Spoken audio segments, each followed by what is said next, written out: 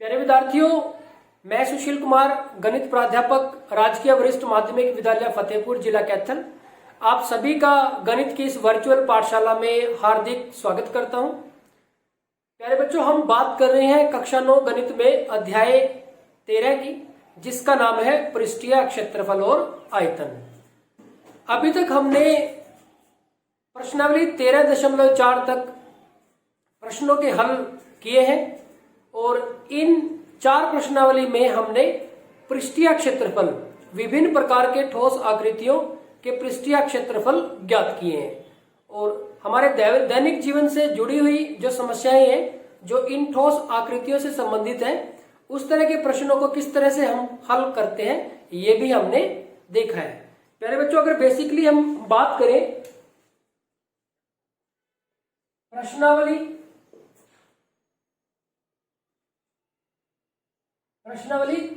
13.1 से 13.4 तक, तो यहाँ पे 13.1 से लेकर 13.4 तक जो प्रश्नावली हमने की है, इसमें हमने पृष्ठीय क्षेत्रफल ज्ञात किया है। पृष्ठीय क्षेत्रफल ज्ञात किया है ठोसों का, और इन ठोस आकृतियों में से जिन ठोस आकृतियों का हमने पृष्ठीय क्षेत्रफल ज्ञात किया है वो है प्रश्नावली 13.1 में हमने घनाभ और घन आकार की जो आकृतियां हैं इनका पृष्ठीय क्षेत्रफल ज्ञात किया। फिर इसके बाद हमने, अगर हम प्रश्नावली 13.2 की बात करें तो इसमें हमने लंबवृत्तीय बेलन, या सिंपल भाषा में बेलन या फिर बेलनाकार आकृतियों का पृष्ठीय क्षेत्रफल ज्ञात किया। ठीक इसी तरह से अगर हम प्रश्नावली 13.3 की बात करें तो हमने लंबवृत्तीय शंकु या फिर शंकु का पृष्ठीय क्षेत्रफल ज्ञात किया, वक्र पृष्ठीय क्षेत्रफल भी और संपूर्ण पृष्ठीय क्षेत्रफल भी। इसी तरह से अगर हम प्रश्नावली 13.4 की बात करें तो इसमें हमने गोले तथा अर्धगोले का पृष्ठीय क्षेत्रफल ज्ञात किया। तो प्यारे बच्चों, पहली जो 4 प्रश्नावली हैं वो हमारी पृष्ठीय क्षेत्रफल से संबंधित है। ठीक इसी प्रकार से जो आगे प्रश्नावली 13.5 है वो 13.6, 13.7 और 13.8 तो ठोसों के आयतन से संबंधित है। जैसा कि हमारे जो अध्याय 13 का नाम है पृष्ठीय क्षेत्रफल और आयतन, तो पृष्ठीय क्षेत्रफल हमने ज्ञात किया ठोसों का प्रश्नावली 13.1 से प्रश्नावली 13.4 में। अब प्रश्नावली 13.5 से लेके और 13.8 तक हम आयतन ज्ञात करेंगे इन्हीं ठोसों का। यानी कि जो प्रश्नावली 13.5 है, जो कि आज का हमारा टॉपिक है, इसमें हम आयतन ज्ञात करेंगे और यहाँ पे हमारे पास जो ठोस आकृति होगी जिसका हमें आयतन ज्ञात करना है वो है घनाभ और घन। यानी कि घनाभ और घन आकार की जो ठोस आकृति है उनका आयतन हम ज्ञात करें। तो यही प्यारे बच्चों आज का हमारा टॉपिक है, क्या कि घनाभ का आयतन और घन का आयतन, या फिर आप इसको कह सकते हैं कि घनाभाकार आकृतियों का आयतन या घनाकार आकृतियों का आयतन। कोई भी घनाभ आकार की आकृति है या कोई भी घन आकार की आकृति है, उनका आयतन हम इसमें ज्ञात करना सीखेंगे और उसी पे बेस्ड हम जो प्रश्नावली 13.5 है उसके प्रश्नों का हल भी करेंगे। तो प्यारे बच्चों, घनाभ और घन, इनका आयतन ज्ञात करने के लिए इनका जो सूत्र है, सूत्र पे पहुंचने से पहले एक बार हम जो आयतन है उसको समझ लेते हैं कि आयतन होता क्या है, और फिर हम देखेंगे कि किस तरह से हम जो ठोस आकृति है उनका आयतन ज्ञात करेंगे। और विशेष तौर पर प्रश्नावली 13.5 में जो घनाभकार है और जो घनाकार आकृति है उनका आयतन किस तरह से ज्ञात करेंगे। तो प्यारे बच्चों, सबसे पहले हम समझते हैं कि आयतन होता क्या है। प्यारे बच्चों, हम किसी भी ठोस आकृति की बात करें, हम बात करें जैसे अगर हम ठोस आकृतियों की बात करें, जितनी भी हमने ठोस आकृतियों की बात की है, चाहे हम घनाभ की बात करें, घनाभ आकार की जो आकृति है उसकी बात करें, या फिर हम घन के आकार की जो आकृति है उसकी बात करें, बेलनाकार आकृति की बात करें, या फिर शंकुआकार भी कह देते हैं, शंकु के आकार की आकृति या गोले के आकार की आकृति, इनकी बात करें तो कोई भी जो आकृति होगी, किसी भी प्रकार की कोई भी जो आकृति होगी, ठोस आकृति होगी, वो स्थान घेरेगी, कुछ ना कुछ वो स्थान घेरती है। कोई भी जो ठोस आकृति है वो कुछ ना कुछ स्थान घेरती है। तो प्यारे बच्चों, उस ठोस आकृति जो द्वारा जो स्थान घेरा जाता है, उस ठोस आकृति द्वारा जो स्थान घेरा जाता है, उसका जो माप होता है उसको ही हम उस ठोस आकृति का आयतन कहते हैं। तो प्यारे बच्चों, सबसे पहले बात करते हैं कि आयतन होता क्या है।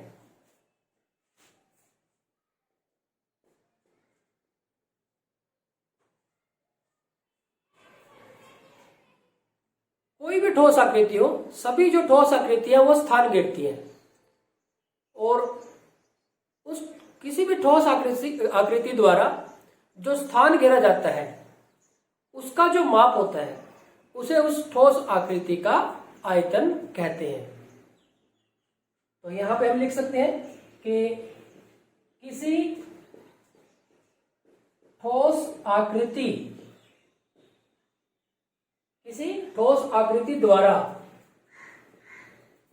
घेरे गए स्थान के माप को उस ठोस आकृति का आयतन कहते हैं। तो प्यारे बच्चों, कोई भी जो ठोस आकृति है उसके द्वारा जो स्थान घेरा जाता है उसका जो माप होता है उसको हम उस ठोस आकृति का आयतन कहते हैं। अब एक सवाल ये आता है कि जैसे कोई आकृति अगर खोखली है तो उस केस में हम इसको किस तरह से समझेंगे, इस बात को हम किस तरह से समझेंगे अगर वो आकृति कोई खोखली है। जैसे अगर हम कोई भी खोखली आकृति के बारे में विचार करें तो उस खोखली आकृति के संदर्भ में इस बात को किस तरह से कहेंगे। तो प्यारे बच्चों, अगर कोई भी खोखली आकृति है तो उस खोखली आकृति में जितना तरल भरा जा सकता है, जितना द्रव भरा जा सकता है, पानी, तेल या आप जितनी हवा भरी जा सकती है, तो उसको उस ठोस खोखली आकृति की धारिता कहते हैं। उसको उस ठोस खोखली आकृति की धारिता कहते हैं। तो प्यारे बच्चों, अब ये जो धारिता होगी, अब मान लो कोई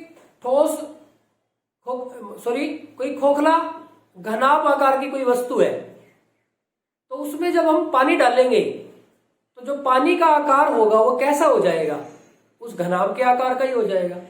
हम किसी खोखले बेलनाकार बर्तन में कोई तरल जैसे पानी डालेंगे तो जो बेलनाकार बर्तन है वैसा ही आकार वो पानी ले लेगा उसके अंदर आके। तो जब भी हम किसी खोखले बर्तन में कोई तरल डालते हैं तो उस तरल का जो आकार होता है वो उस बर्तन का आकार ले लेता है, वैसा ही रूप वो ले लेता है। तो यहां से एक बात क्लियर हो जाती है कि जो ठोस आकृति है, तो यहां पे हम किस कंटेक्स्ट में बात करते हैं, आयतन के संदर्भ में बात करते हैं। ठोस आकृति का आयतन, घनाभ या घनाभाकार वस्तु का आयतन। और अगर वो खोखली है तो उसमें जो द्रव डाला जाता है, या फिर जो हवा उसके अंदर भरी जाती है, तो उसको उसकी धारिता कहते हैं, उसको धारिता कहते हैं। या फिर हम कहेंगे उस द्रव्य का आयतन, यानी कि जो उसके अंदर पानी डाला है उस पानी का आयतन, उसके अंदर जो हवा डाली है उस हवा का आयतन। तो आपको इस तरह से इसको समझना है। तो यहाँ पे धारिता और जो आयतन है, इन दोनों का जो मात्रक है वो है घन। जैसे अक्षेत्रफल जब हम निकालते हैं तो वर्ग मात्रक हम लिखते हैं, वर्ग मात्रक जब हम अक्षेत्रफल निकालते हैं हम क्या लिखते हैं, वर्ग मात्रक। तो जब हम आयतन या फिर धारिता ज्ञात करेंगे तो इसका जो मात्रक होगा वो होगा घन मात्रक। इसका जो मात्रक होगा वो होगा घन मात्रक। जैसे घन सेंटीमीटर, घन मीटर, घन किलोमीटर। जैसे यहाँ पे वर्ग सेंटीमीटर था, वर्ग मीटर था, तो यहाँ पे क्या आ जाएगा, घन आ जाएगा। तो ये आपको समझना है। अब प्यारे बच्चों, जैसे कि आज का टॉपिक है, आज हम करेंगे जो घनाभ है या घनाभ आकार की जो आकृति है उसका आयतन हम किस तरह से ज्ञात करेंगे ये सीखेंगे। और इसके साथ साथ इसी प्रकार से जब कोई ठोस घनाभ आकृति है तो उसकी अगर लंबाई, चौड़ाई और ऊंचाई बराबर हो जाए तो वो आकृति किस में बदल जाती है, वो घन में बदल जाती है। तो वो कैसी हो जाती है, घन आकार की आकृति हो जाती है। तो इसके आयतन के बारे में भी बात करेंगे। तो प्यारे बच्चों आगे बढ़ते हैं, देखते हैं। जैसे हम आपके पास जो गणित की पाठ्य पुस्तक है,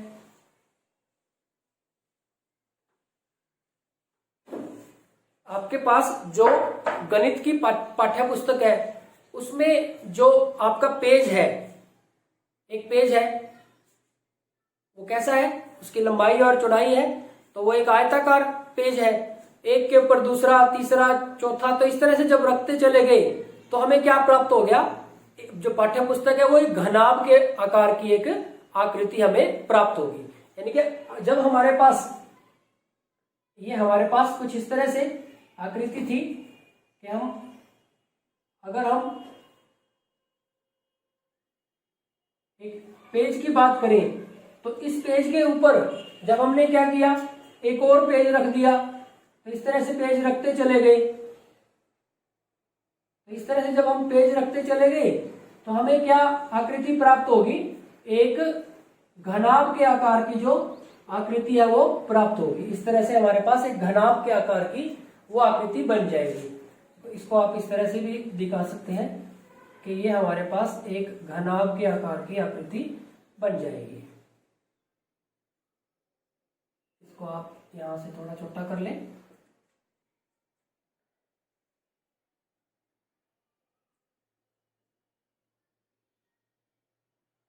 इसको इस तरह से बना के और यहां से इस तरह से घनाभ के आकार की जो आकृति है वो बन जाएगी।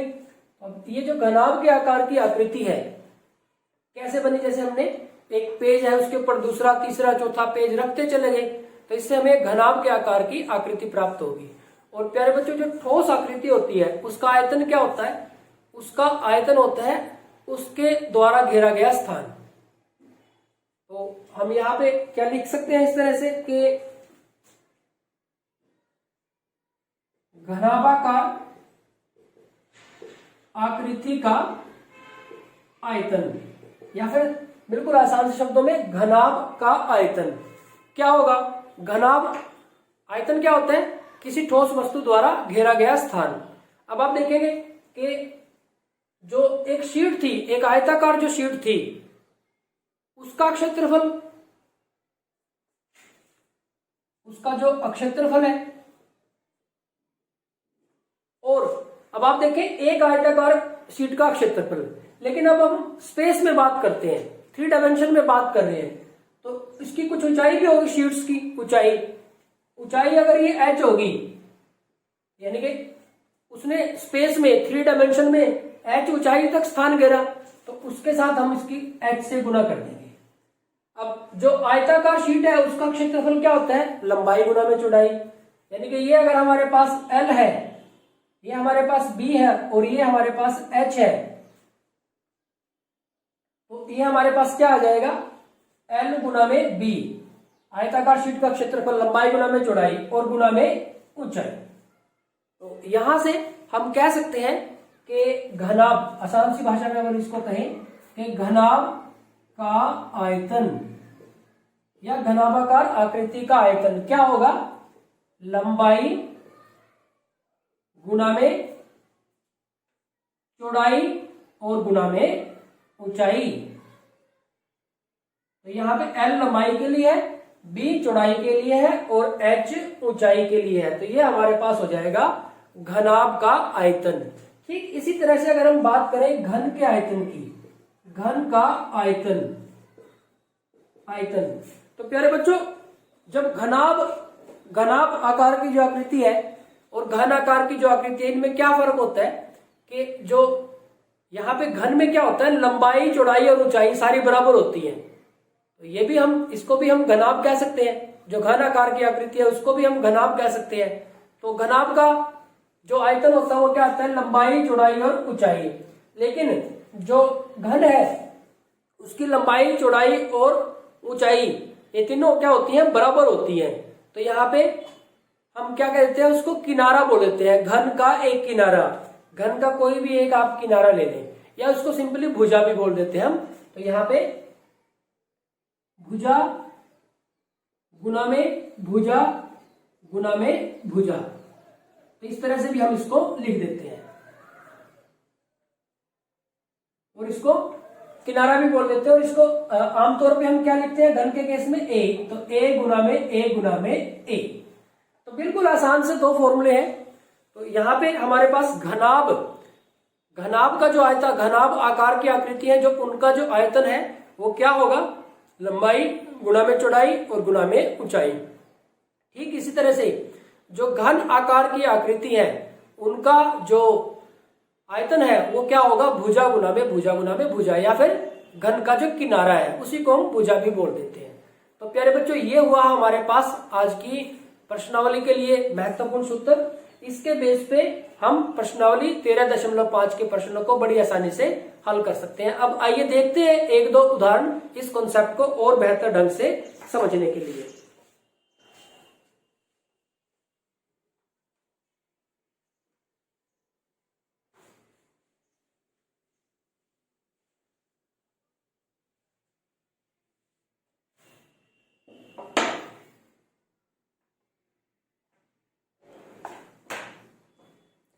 प्यारे बच्चों एक उदाहरण से समझने की कोशिश करते हैं। उदाहरण लेते हैं एक, यह है हमारे पास कि एक घनाभाकार पानी की टंकी की लंबाई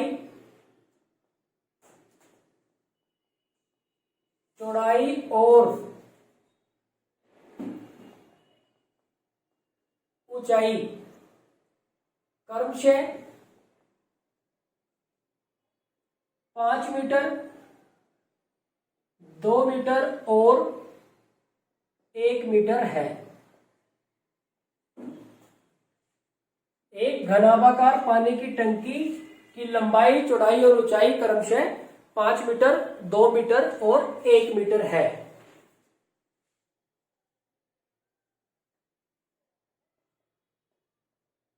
पानी की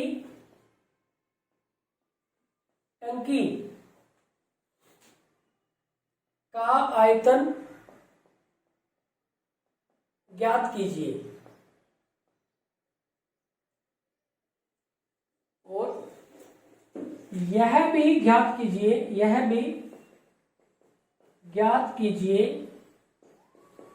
कि टंकी में अधिक से अधिक कितने लीटर पानी भरा जा सकता है। तो ये भी हमें बताना है कि उसमें कितने लीटर पानी भरा जा सकता है। दो बातें आपको ज्ञात करनी है। अब प्यारे बच्चों हमारे पास अगर इसका हम देखें तो यहां पे हमें एक घनाभाकार पानी की टंकी दी हुई है। तो हम लिखेंगे कि घनाभाकार पानी की टंकी की लंबाई, जिसको हम एल से लिखते हैं, वो है 5 मीटर। इसी तरह से घनाभाकार पानी की टंकी की चौड़ाई, इसको हम बी से लिखते हैं। यह है हमारे पास 2 मीटर। और घनाभाकार पानी की टंकी की ऊंचाई h, यह है 1 मीटर। कई बार इसको कैपिटल LBH से भी लिख लेते हैं। अभी आ गया हमारे पास, अब हम लिखेंगे कि घनाभाकार पानी की टंकी का आयतन। प्यारे बच्चों देखो, घनाभ का आयतन क्या होता है? ये होता है L गुना में B गुना में H, यानी कि 5 गुना में 2 गुना में 1। 5 दूनी 10, 10 एकम तो 10 वर्ग मीटर,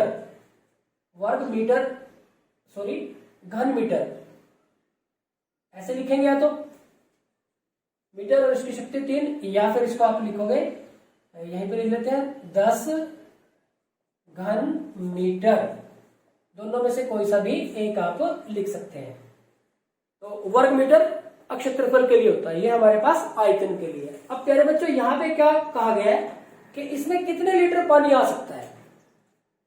अब हम जानते हैं कि एक घन मीटर किसके बराबर होता है? 1000 लीटर के बराबर होता है। एक घन मीटर 1000 लीटर के बराबर होता है। अब ये कितने घन मीटर है? 10 घन मीटर है। इसलिए टंकी में अधिक से अधिक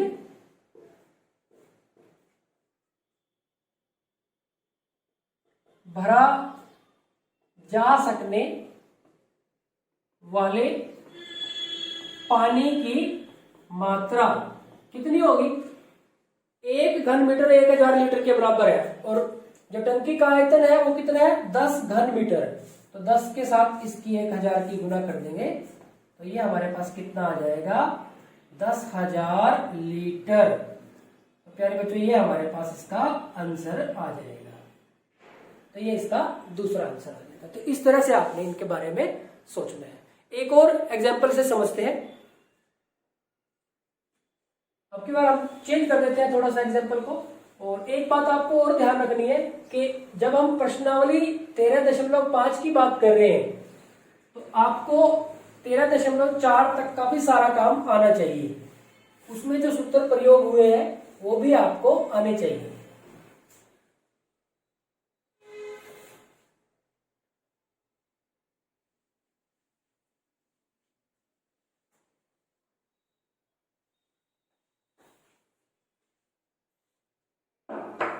तो प्यारे बच्चों देखते हैं एक और उदाहरण।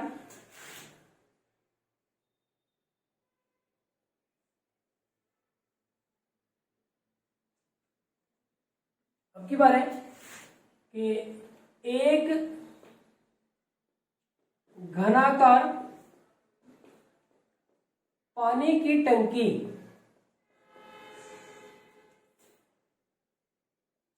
का आयतन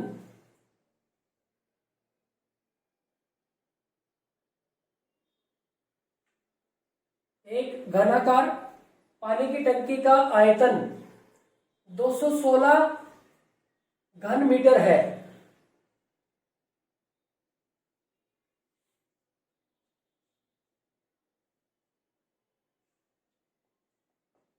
घनाकार पानी की टंकी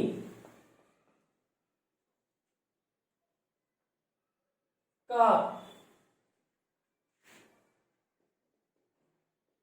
पृष्ठीय क्षेत्रफल ज्ञात कीजिए। देखो थोड़ा चेंज कर दिया, इसमें आयतन का कॉन्सेप्ट भी आ गया और पृष्ठीय क्षेत्रफल का कॉन्सेप्ट भी आ गया। तो एक आपके पास जो घनाकार, इस तरह से एक घनाकार पानी की टंकी है और इसका जो आयतन है वो दे दिया, इसका जो आयतन है वो दे दिया है। अब इसका पृष्ठीय क्षेत्रफल ज्ञात करना है। तो प्यारे बच्चों, आपको पृष्ठीय क्षेत्रफल के आयतन के सूत्र पता होना चाहिए और आयतन का कॉन्सेप्ट को आप यूज करेंगे, क्योंकि आयतन यहाँ पे दिया हुआ है। तो यहाँ पे हमारे पास घनाकार पानी की टंकी के बारे में बात हो रही है। अब आप देखेंगे इसका हल हम किस तरह से निकालेंगे। यहाँ पे हमें दिया हुआ है कि घनाकार पानी की टंकी का आयतन, यह हमें दे रखा है 216 घन मीटर। अब हमें निकालना क्या है, हमें निकालना है घनाकार पानी की टंकी का पृष्ठीय क्षेत्रफल। हमें निकालना है घनाकार पानी की टंकी का पृष्ठीय क्षेत्रफल। अब प्यारे बच्चों, घन का पृष्ठीय क्षेत्रफल, घन का पृष्ठीय क्षेत्रफल कितना होता है 6a²। ए उस घन की भुजा होती है। अब हमें भुजा चाहिए, हमें भुजा नहीं दे रखी, हमें आयतन दे रखा है। अब यहां पे हम क्या मान लेते हैं, हम मान लेते हैं माना घनाकार पानी की टंकी का प्रत्येक किनारा या टंकी की भुजा बराबर है a मीटर।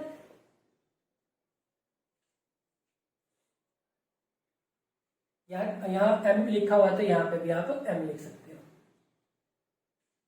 a मीटर, ये m किसके लिए है, मीटर के लिए। थोड़ा दूर करके लिख देना ताकि क्लियर रहे सिचुएशन। a मीटर मान लिया क्योंकि भुजा को हम यही मानते हैं घन के लिए।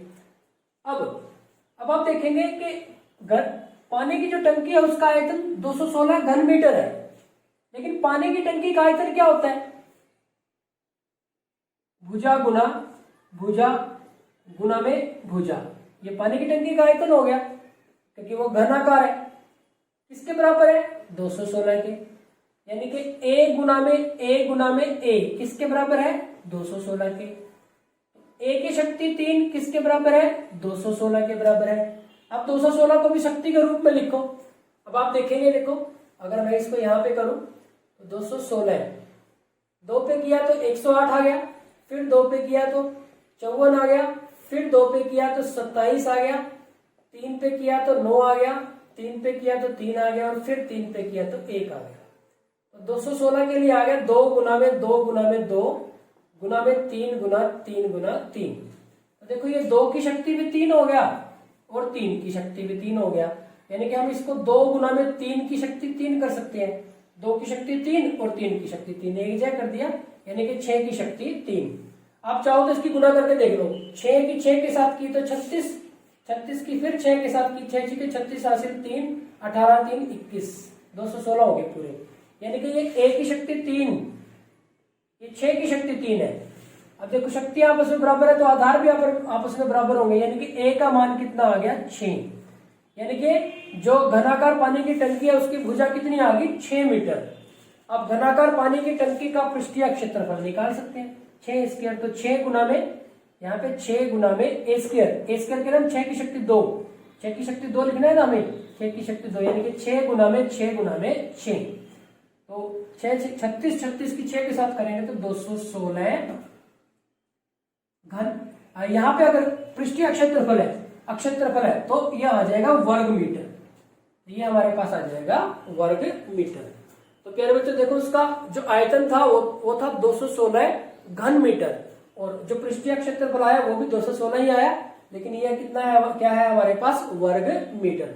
तो इस तरह से देखो ये जो हमारा प्रश्न है उसमें हमने क्या किया कि आयतन और पृष्ठीय क्षेत्रफल को आपसी संबंध को दिखाने की कोशिश की है कि किस तरह से अगर आयतन दे रखा है तो हमने भुजा निकाल ली और भुजा से फिर हमने किस तरह से क्या निकाल लिया, पृष्ठीय क्षेत्रफल।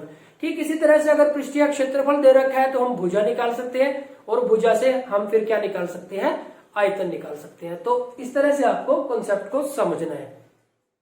तो प्यारे बच्चों अगर हम समरी करें आज के इस लेक्चर की। तो हमने सीखा सबसे पहली बात कि जो आयतन है वो क्या होता है। प्यारे बच्चों, जो ठोस आकृतियां हैं वो स्थान घेरती हैं और उनके द्वारा घेरे गए स्थान का जो माप है उसको हम क्या बोलते हैं, आयतन बोलते हैं। और अगर कोई खोखली आकृति है तो उसके अंदर जितना तरल भरा जा सकता है या जितनी हवा भरी जा सकती है उसको उस बर्तन की धारिता बोलते हैं। धारिता हो या फिर आयतन हो या फिर उस तरल का आयतन बोलते हैं। धारिता हो या आयतन हो, इसके जो मात्रक होते हैं वो क्या होते हैं, घन मात्रक। जैसे घन मीटर, घन सेंटीमीटर, घन किलोमीटर, इस तरह से। तो इसका जो मात्रक होगा वो होगा घन मात्रक। जैसे क्षेत्रफल का क्या होता है, वर्ग मात्रक। तो ये हमने सीखा। इसके साथ साथ प्यारे बच्चों हमने क्या सीखा कि घन का जो आयतन है या घनाभ का जो आयतन है वो किस तरह से ज्ञात करते हैं। घनाभ का आयतन क्या होगा, घनाभ का आयतन या फिर घनाभ आकार की आकृतियों का आयतन होगा लंबाई गुणा में चौड़ाई गुणा में ऊंचाई। ठीक इसी तरह से जो घन आकार की आकृतियां हैं तो घन में क्या, घनाभ और घन में क्या फर्क होता है, घन में लंबाई चौड़ाई और ऊंचाई बराबर होती है। तो इस प्रकार हम कह सकते हैं कि जो घन आकार की आकृति है या फिर घन का जो आयतन है वो क्या होगा, भुजा गुणा में भुजा गुणा में भुजा, यानी कि भुजा की शक्ति 3। भुजा की जगह पे हम घन का किनारा भी कह देते हैं जिसको हम ए से लिखते हैं। लंबाई चौड़ाई और ऊंचाई को हम एल, बी और एच से लिखते हैं। तो यानी कि घनाभ का जो आयतन हो गया वो हो गया एल गुना में बी गुना में एच, और जो घन का आयतन हो गया वो हो गया ए की शक्ति 3 या फिर ए क्यूब या फिर ए गुना ए। तो ये सीखा हमने। फिर उसके बाद किस तरह से हम, जो हमें प्रश्न दिया हुआ है, जो एग्जाम्पल दिया हुआ है, जो भी समस्या दी हुई है उसका हम आयतन किस तरह से ज्ञात करेंगे। पहले तो ये देखेंगे कि वो आकृति किस प्रकार की है और उसको फिर उस आकृति से संबंधित जो सूत्र है उसकी सहायता से हमने उसका हल सीखेंगे। यहाँ पे हमने 2 उदाहरण लिए जिसमें हमने एक घनाभ आकार की आकृति, पानी की जो टंकी है उसका जो आयतन है वो निकालना सीखा, और दूसरा में हमने जो आयतन हमें दे रखा है, आयतन से हमने घन की जो भुजा है वो ज्ञात की, और भुजा से फिर हमने क्या किया, पृष्ठीय क्षेत्रफल को ज्ञात किया। यानी कि जो हमने पहले 4 प्रश्नावली पढ़ी है उनका आपसी संबंध भी यहाँ पे हमने ले लिया। तो प्यारे बच्चों ये था आज का लेक्चर। आज के लेक्चर में इतना ही। प्यारे बच्चों लगातार प्रैक्टिस करते रहिए। जितनी ज्यादा आप प्रैक्टिस करेंगे, जितना ज्यादा अभ्यास करेंगे, उतना ही आप गणित विषय में पारंगत होंगे, उतने ही आपके जो विषय से संबंधित डाउट्स हैं वो क्लियर होते चलेंगे और आपकी गणित विषय में रुचि है बढ़ती चली जाएगी। Thank you very much.